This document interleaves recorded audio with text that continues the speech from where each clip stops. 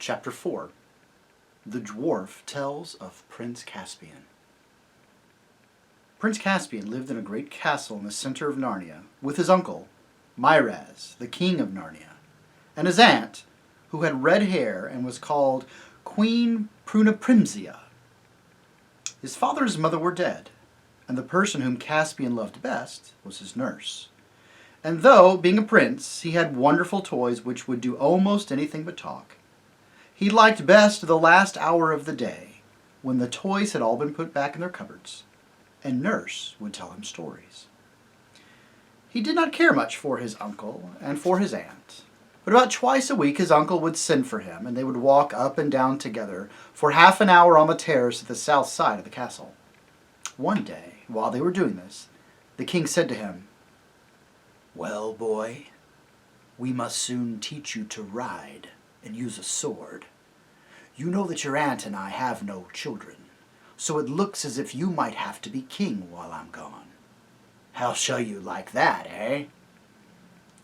"I don't know, uncle," said Caspian. "Don't know, eh?" said Myraz. "Why, I should like to know what anyone more could possibly wish for." "All the same, I do wish," said Caspian. "What do you wish?" asked the king. I wish I could have lived in the old days," said Caspian. He was only a very little boy at the time. Up till now, King Myraz had been talking in the tiresome way that some grown-ups have, which makes it quite clear they are not really interested in what you were saying. But now suddenly he gave Caspian a very sharp look. "Ah? What's that?" he asked. "What old days do you mean?" "Oh, I don't know, uncle," said Caspian. "When everything was quite different.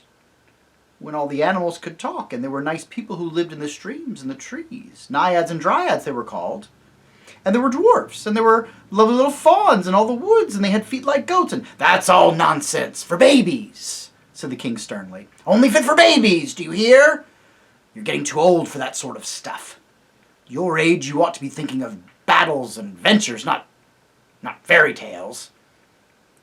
"Oh, but there were battles and adventures in those days," said Caspian. "Wonderful adventures. Once there was a white witch, and she made herself queen of the whole country, and she made it so that it was always winter. And then 2 boys and 2 girls came from somewhere, and they killed the witch, and they were made kings and queens of Narnia, and their names were Peter, and Susan, and Edmund, and Lucy. And so they reigned so long, and everyone had a lovely time, and it was all because of Aslan." "Who's he?" said Myraz. And if Caspian had been a very little older, the tone of his uncle's voice would have warned him that it would have been wiser to shut up. But he babbled on. "Oh, don't you know?" he said. "Aslan is the great lion that comes from over the sea." "Who has been telling you all of this nonsense?" said the king in a voice that thundered. Caspian was frightened, said nothing.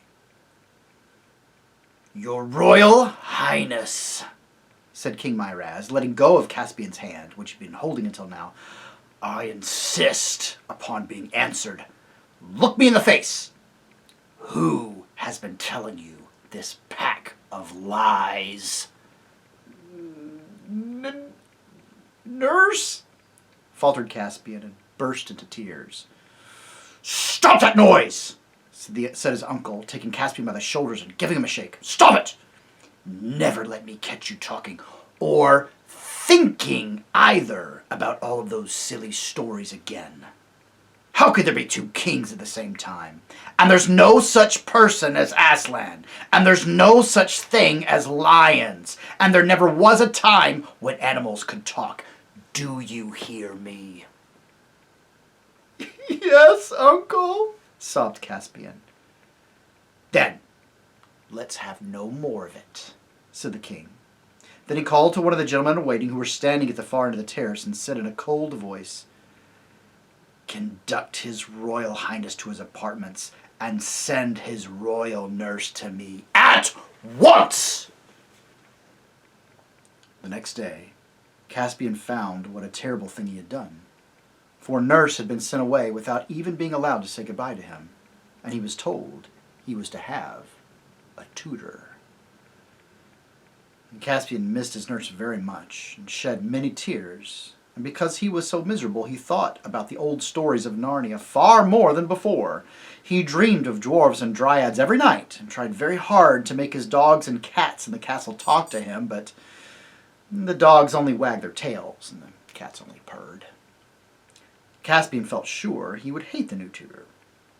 But when the new tutor arrived about a week later, he turned out to be the sort of person it is almost impossible not to like. He was the smallest and also the fattest man Caspian had ever seen. He had a long, silvery, pointed beard, which came down to his waist. And his face, which was brown and covered in wrinkles, looked very wise, very ugly, and very kind. His voice was grave, and his eyes were merry, so that until you got to know him really well, it was hard to know when he was joking and when he was serious. His name was Dr. Cornelius. Of all his lessons with Dr. Cornelius, the one that Caspian liked best was history. Up till now, except for the nurse's stories, he had known nothing about the history of Narnia, and he was very surprised to learn that his royal family were newcomers to the country. "It was your Highness's ancestor, Caspian the First," said Dr. Cornelius, "who first conquered Narnia and made it his kingdom. It was he who brought all your nation into this country. You are not native Narnians at all. You are all Telmarines. That is, you come from the land of Telmar, beyond the western mountains. That is why Caspian the First is called Caspian the Conqueror." "Please, Doctor," asked Caspian one day, "who lived in Narnia before we all came here out of Telmar?" "No men, or very few, lived in Narnia before the Telmarines took it," said Dr. Cornelius. "Then who did my great-great-grand-ancestor conquer?" "Whom, not who, your Highness," said Dr. Cornelius. "Perhaps it is time to turn from history to grammar." "Oh, please, not yet," said Caspian. "I mean, wasn't there a battle? Why is he called Caspian the Conqueror if there was no one to fight with him?" "I said there were very few men in Narnia," said the doctor, looking at the little boy very strangely through his great spectacles. For a moment, Caspian was puzzled, and then suddenly his heart gave a leap. "Do you mean," he gasped, "that there were other things? Do you mean it was like in the stories? Were there, hush," said Dr. Cornelius, laying his head very close to Caspian's. "Not a word more. Don't you know your nurse was sent away for telling you about old Narnia? The king doesn't like it. If he found me telling you secrets, you'd be whipped and I should have my head cut off." But why?" asked Caspian. "It is high time we turned to grammar now," said Dr. Cornelius in a loud voice. "Will your Royal Highness be pleased to open Pervuntilus Siccus at the 4th chapter of his Grammatical Garden, or the Arbor of Accidents pleasantly opened to tender wits?" After that it was all nouns and verbs till lunchtime, but I don't think Caspian learned much. He was too excited. He felt sure Dr. Cornelius would not have said so much unless he meant to tell him more, sooner or later. In this he was not disappointed. A few days later his tutor said, "Tonight, I am going to give you a lesson in astronomy. At dead of night, 2 noble planets, Tarva and Alambil, will pass within 1 degree of each other. Such a conjunction has not occurred for 200 years, and your Highness will not live to see it again. It will be best if you go to bed a little earlier than usual. When the time of the conjunction draws near, I will come and wake you." Well, this didn't seem to have anything to do with old Narnia, which was what Caspian really wanted to hear about, but Getting up in the middle of the night is always interesting, and he was moderately pleased. When he went to bed that night, he thought at first that he would not be able to sleep, but he soon dropped off, and it seemed only a few minutes before he felt someone gently shaking him. He sat up in bed and saw that the room was full of moonlight. Dr. Cornelius, muffled in a hooded robe and holding a small lamp in his hand, stood beside the bedside. Caspian remembered at once what they were going to do. He got up and put on some clothes. Though it was a summer night, he felt colder than he expected, and was quite glad when the doctor wrapped him in a robe like his own and gave him a pair of warm, soft buckskins for his feet. A moment later, both muffled so they could hardly be seen in the dark corridors, and both shod that they made almost no noise, master and pupil left the room. Caspian followed the doctor through many passages and up several staircases, and at last, through a little door in a turret, they came out upon the leads. On one side were battlements, and on the other a steep roof. Below them, all shadowy and shimmery, the castle gardens. Above them, stars and moons. Presently they came to another door, which led into a great central tower of the whole castle. Dr. Cornelius unlocked it, and they began to climb the dark, winding stair of the tower. Caspian was becoming excited.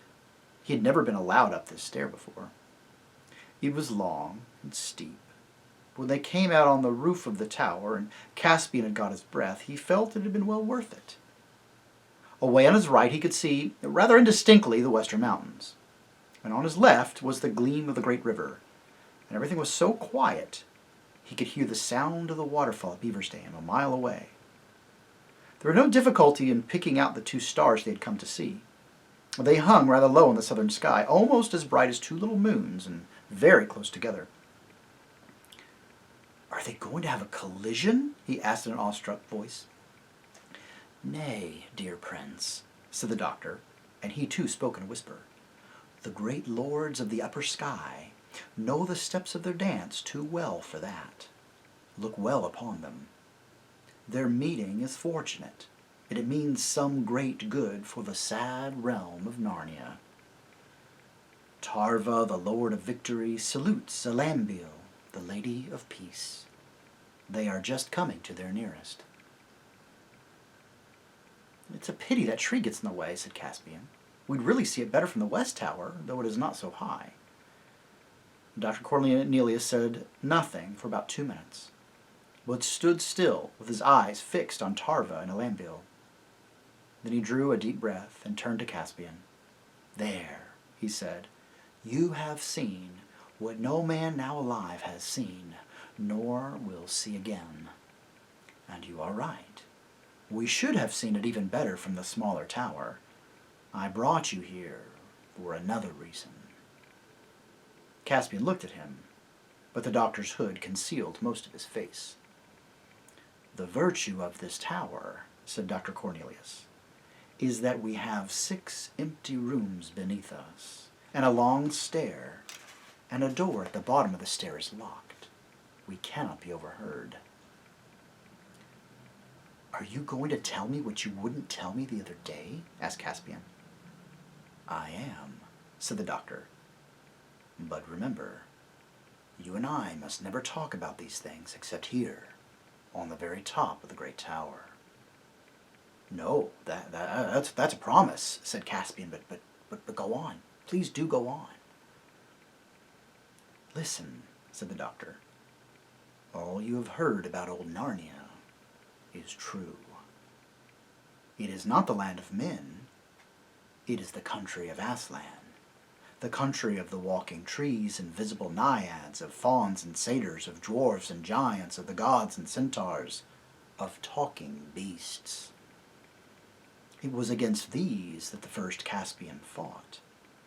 It is you Telmarines who silenced the beasts and the trees and the fountains, and who killed and drove away the dwarfs and fauns, and are now trying to cover up even the memory of them. The king does not allow them to be spoken of." "Oh, I do wish he hadn't," said Caspian, "and I am glad it was all true, even if it is all over." Many of your race wish that in secret, said Dr. Cornelius. But doctor, said Caspian, why do you say my race? After all, I suppose you're a Telmarine too. Am I? Said the doctor. Well, you're a man, anyway, said Caspian. Am I? Repeated the doctor in a deeper voice. And at that same moment, throwing back his hood so Caspian could see his face clearly in the moonlight. All at once, Caspian realized the truth and felt he ought to have realized it long before. Dr. Cornelius was so small and so fat and had such a very long beard. Two thoughts came into his head at the same moment. One was a thought of terror. He's not a real man, not a man at all. He's a dwarf, and he's brought me up here to kill me. The other was sheer delight. There are real dwarfs still, and I've seen one at last. So you've guessed in the end, said Dr. Cornelius. Or guessed it nearly right. I'm not a pure dwarf. I have human blood in me too. Many dwarves escaped in the great battles and lived on, shaving their beards and wearing high-heeled shoes and pretending to be men. They have mixed with your Telmarines. I am one of those, only a half-dwarf, and if any of my kindred, the true dwarves, are still alive anywhere in the world, doubtless they would despise me, call me a traitor.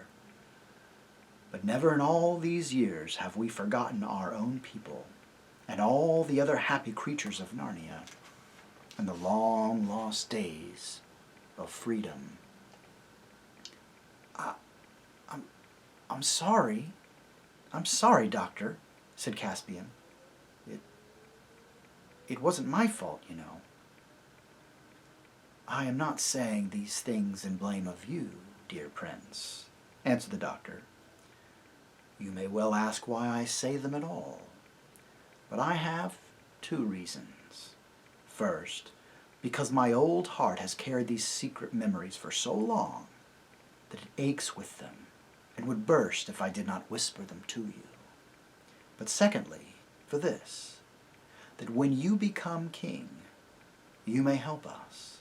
For I know that you also, Telmarine though you are, love the old things. Oh, I do. I do. I really do, said Caspian, but how can I help? You can be kind to the poor remnants of the dwarf people like myself. You can gather learned magicians and try to find a way of awakening the trees once more. You can search through all of the nooks and wild places of the land to see if any fauns or talking beasts or dwarfs are perhaps still alive and hiding. Do you really think there are any? Asked Caspian eagerly. I don't know. I don't know, said the doctor with a deep sigh. Sometimes I am afraid there can't be. I have been looking for traces of them all my life. Sometimes I have thought I heard a dwarf drum in the mountains. Sometimes at night in the woods I thought I had caught a glimpse of fauns and satyrs dancing a long way off. But when I came to the place there was never anything there. I have often despaired, but something always happens to start me hoping again. I don't know. But at least you can try to be a king like the High King Peter of old, and not like your uncle. Then it's true about the kings and queens too, and about the White Witch, said Caspian. Certainly it is true, said Cornelius. Their reign was the golden age in Narnia, and the land has never forgotten them. Do they live in this castle, Doctor? Nay, my dear, said the old man. This castle is a thing of yesterday. Your great-great-grandfather built it. But when the two sons of Adam and the two daughters of Eve were made kings and queens of Narnia by Aslan himself, they lived in the castle of Cair Paravel. No man alive has seen that blessed place, and perhaps even now the ruins of it have vanished. But we believe it was far from here, down at the mouth of the great river, on the very shore of the sea. Ugh, said Caspian with a shudder. Do you mean in the black woods, where all the ghosts are? Your Highness speaks as he has been taught, said the doctor. But it is all lies. There are no ghosts there. That is a story invented by the Telmarines. Your kings are in deadly fear of the sea because they can never quite forget that in all the stories Aslan comes from over the sea. In all stories, they don't want to go near it, and they don't want anyone else to go near it. So they have let great woods grow up to cut the people off from the coast. But because they have quarreled with the trees, they are afraid of the woods. And because they are afraid of the woods, they imagine they are full of ghosts. And the kings and great men, hating both the sea and the wood, partly believe these stories and partly encourage them. They feel safer if no one in Narnia dares to go on the coast and look out to the sea, toward Aslan's land in the morning and the eastern end of the world. There was a moment of deep silence between them for a few minutes. Then Dr. Cornelius said, Come, we have been here long enough. It is time to go down and to bed. Must we? Said Caspian. I'd like to go on talking about these things for hours and hours and hours. Someone might begin looking for us if we did that, said Dr. Cornelius. And that's the end of chapter 4. So the story begins to be revealed. First, through the nursery rhymes and fairy tales of his nanny. Now, through the learned wisdom of his tutor, young Prince Caspian gets the stories of what old Narnia, the Narnia of Peter and Edmund and Susan and Lucy, what that was all about. But it's been so long ago. And these people, these men who live in Narnia now, the Telmarines from a distant nation, at some point, perhaps well after the 4 children had gone back to England, well, they invaded the land. They conquered the land. They defeated the dwarfs and the fauns and the giants and all the talking beasts, everyone who had already been in Narnia, and well, in taking the place over, they did what conquerors have done so many times, tried to stamp out whoever was there before them. Not just to defeat them, but erase them from history, so that no one thinks of how things used to be, but only accepts the here and the now. History is a very important thing. History is a very powerful thing. As a matter of fact, it's truly difficult to know who we are and how we have gotten to be where we are unless we know where we've come from and what happened before. And to truly make the most of our futures and to be who and what we ought to be, we need to understand ourselves well right now. And once again, to do that, we must know our history, the history of the people, the places, all that God has done to lead us to this moment and then direct us into His future. Don't forget your history, because those stories are a part of even who you are. Know them well, so that you can actually know yourself.